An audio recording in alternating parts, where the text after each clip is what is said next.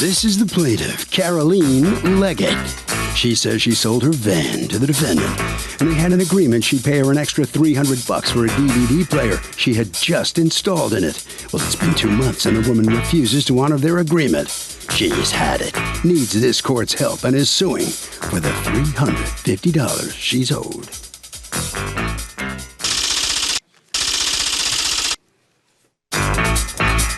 This is the defendant, Jacqueline Springs. She says the plaintiff took advantage of her and unloaded a real lemon. That's right, the man she sold her is a piece of garbage, and she has the nerve to sue her for another $350 for a DVD player? Please. She's accused of backing out on a deal.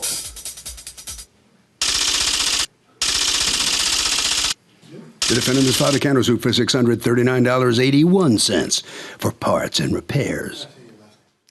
Welcome back to the People's Court. Next case in the docket, the plaintiff says she sold a van to the defendant, and the defendant agreed to pay $350 extra for the DVD player, but stiffed her. The defendant says the van was a lemon. It's the case of van not go. Thank you, Douglas.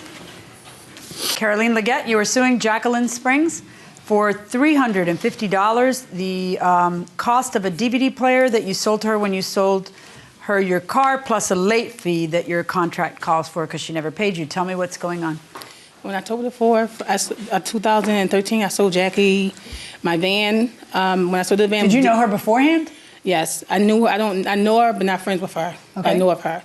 I sold her my van. How much did you sell her your van for? $700. And it was $700. How old was the van? The van, 1998. Okay. 1998 Plymouth Forger.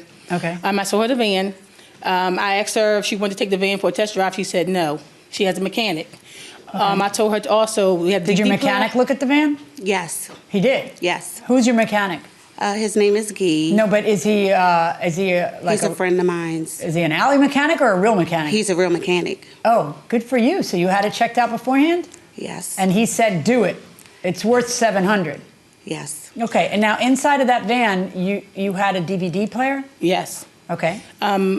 While she was there with me, I called One Stop where they installed it. They asked me how much it cost to uninstall it. They wanted to charge me, so I told I'll call my husband and ask him, what do you want to do? Do you want to take How much did they want to charge you to uninstall it? I think he said about $100 to uninstall it. But we said, if she's willing to pay $300, I'll ask her. She said yes, she agreed to pay $300. She to have the DVD player? To keep the DVD player in the van. Okay. How much did you pay for the DVD player? Kind of like $700. I have a copy of a receipt of the DVD player. And you had it in there how long? For about almost 2 years. Okay. We used it for only travel. We didn't use it much at all. All right. So you come to an agreement with her, and you agree that you're going to pay $300 for the DVD player because you do want to keep it in there. Yes. Are you transporting children? Yes. Yes. Opiate of the masses, the television set. All right. And you agree to pay $300. Yes. You also agree that if you don't pay $300 by November 1st, was it? Yes. That you will pay a $50 late fee. Yes. All right. But you didn't pay the $300 and you didn't pay the late fee. No. Why not? Because of the van, it just, every single day, it was something wrong with the van. I had to get an alternator. I had to get brakes. I didn't notice at that time me using the vehicle. I was stranded. It's like every single day it was a problem with the van. So I called her and told her, even when the van broke down in front of her house. It broke down in front of her house. Like, she not once asked. What do you mean it broke down in front of her house? It just. You mean when you're taking the van? When I took the van home, I had it for. You got 3 inches far and it broke down? Directly in front of her door. So why'd you take it then? Okay, this is a 16-year-old van. What are the chances this van will have no problems when you buy it? No way. 16 years old. The car we broke, so. Well, I mean, is it possible that you could get a good 16-year-old car? Is it theoretically possible? No, not really. I don't think so. Anybody think it's possible? Say it's not possible. You want to end up smart in the show. I just trust me in this. Not possible. It's not possible. Exactly. You're a smart woman going inside the courtroom. I didn't know that the alternator was going to go. I didn't know brake pads. I didn't know anything, you know, and at that time I had people help me. I don't understand, though, because you, unlike other people, actually had a mechanic take a look at the car. The guy, what is he, a bad mechanic? At that time, he said it's a go. He knew I was in desperate need. She knew I was in desperate need. Okay, and a $700 car is a $700 car. Right. And it's a used as-is sale. It means that you're buying the car as it is. And you're an informed consumer because you actually had a mechanic look at it. And so what do you expect is going to happen when you buy a 16-year-old car? That you're never going to have to put a penny into it? But she said the only thing that I need is a tune-up.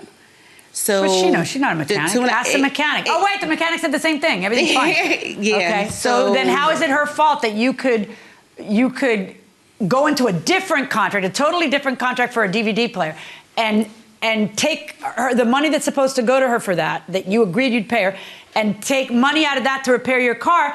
In order for you to be able to do that, you would have to prove that the repairs are her responsibility.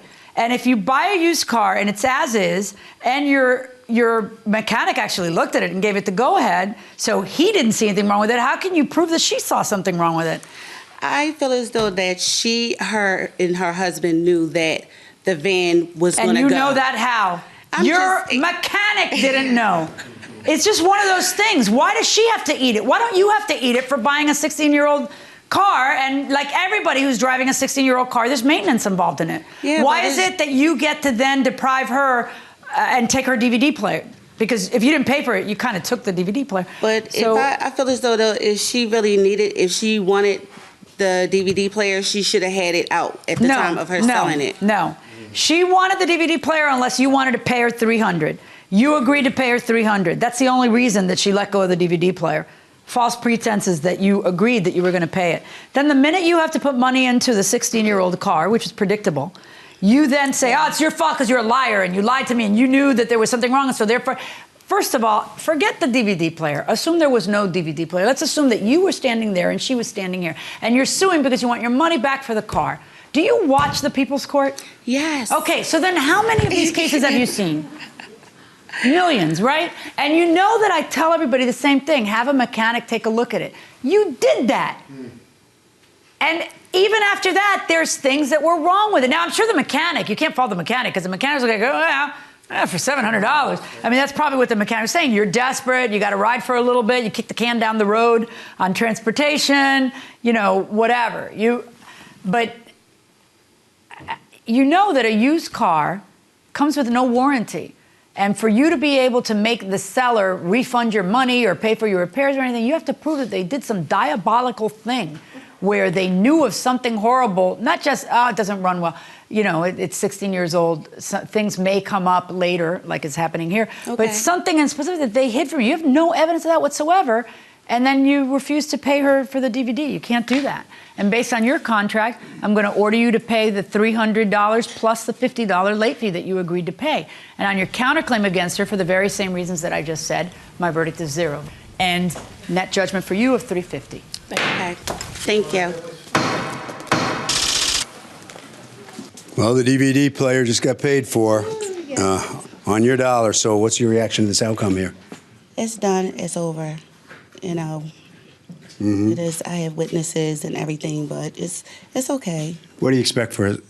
You get what you pay for, kind of. Yes. You know, you took a big risk buying such a cheap vehicle, right? Yeah, it's okay. It's okay? Yeah. It's all right? It's done. It's over. All right, it's then. over, Anything else? No. All right. Thank you. All right, good. All right, so come on in here. Put yourself in her shoes, and how would you feel if the thing broke down as soon as you got it? She was asked to take it to have someone look at it. She asked to take it for a test drive. She didn't want to take it for a test drive. She said everything was okay. She knew she was buying it as is. She had it for 3 weeks. So after 3 weeks, when she's having a problem, she needed a tune-up. And that's it. As is? As you is. know what that means, Yes. right? You knew, even when you were selling it. You know what as yes, is. it was as is. All right. Harvey?